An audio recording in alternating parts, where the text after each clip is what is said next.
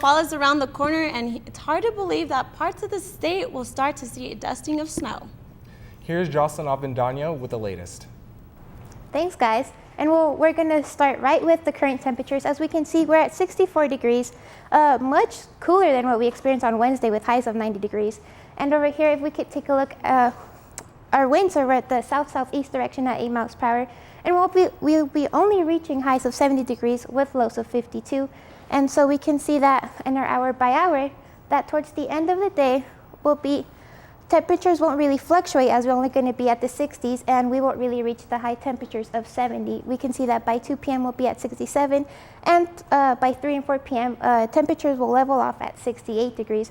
And towards the end of the day, that's when we'll have the chance of storms rolling into the metro area, and we only have a high of 67 by 5 p.m. and a high of 66 by 6 p.m.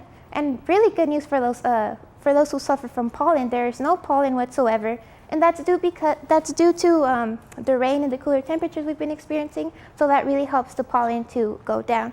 And for tomorrow, same story. The pollen the levels won't be as high. As we can see, for tomorrow, we'll be only reaching a high of 73 degrees and a low of 53. Our winds will still be at 8 miles per hour, but if you can see that shift right there from the south-southeast, it will go to the north-northeast, and that is due to a cold front that will be rolling into the metro area. And I will get to that in our extended forecast. Back to you guys. Thanks, Jhocelyn. Well, I can't wait for the snow. You know, I'm excited to snowboard, but I am not the biggest fan of cold weather, so I'm kind of iffy on it. It's my favorite season. I mean, we got the beanies, the scarves, the leggings, the pumpkin spice at Starbucks. I love it. All right, let's wait up for well, it. coming up next, a popular golf tournament comes into the Mile High City. And another American journalist was killed this week by ISIS. And with the fall semester finally here, we can now concentrate on fall sports. I'll bring you the latest in men's and women's soccer as well as golf, coming up after the break. Thanks, guys. And for Sunday, it looks like the Broncos game will be excellent weather. But now if we take a look for Saturday, however, we have a chance of a few thunderstorms building over the mountains. And that's why, but over here in the metro area, there'll be less possibilities. As I said, it was only going to focus in the mountains. Denver will have a high of 73 with a low of 53.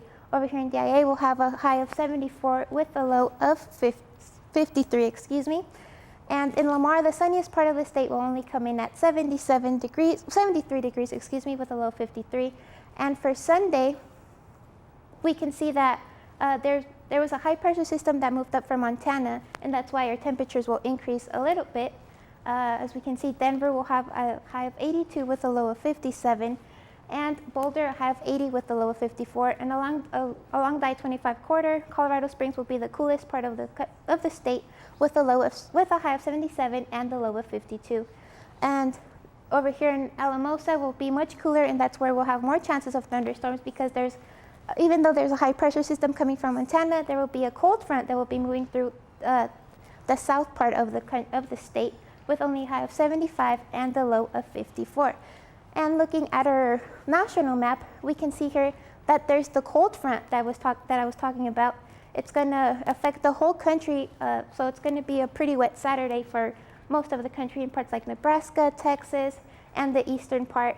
And there's the high pressure system I was mentioning, and it's going to slowly make its way by Sunday.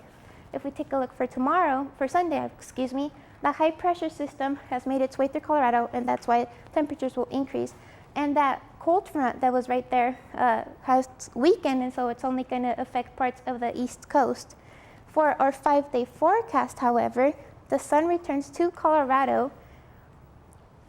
Monday we'll have a high of 85. That's going to be the hottest day of the week. Tuesday we'll have a high of 83 with sunny skies. Wednesday also sunny skies with a high of 78. And Thursday we'll have the chances of more thunderstorms as we only have a high of 71. And by Friday we'll cool down a little bit more with a high of 70. Well, I don't know about you guys, but I'm really looking forward to this cooler weather coming up this week. You see, I come from the land of California, and I like really, really hot weather, so I don't know about you two. Yeah, fall must be a really hard season for you then. Sure is. Well, born and raised in Colorado, love everything about it, especially pumpkin spice. Yeah. Only available fall season. Yes, and bring on the boots too. Yeah. Well, coming up after the break, Jessica Escalante join us with EMET.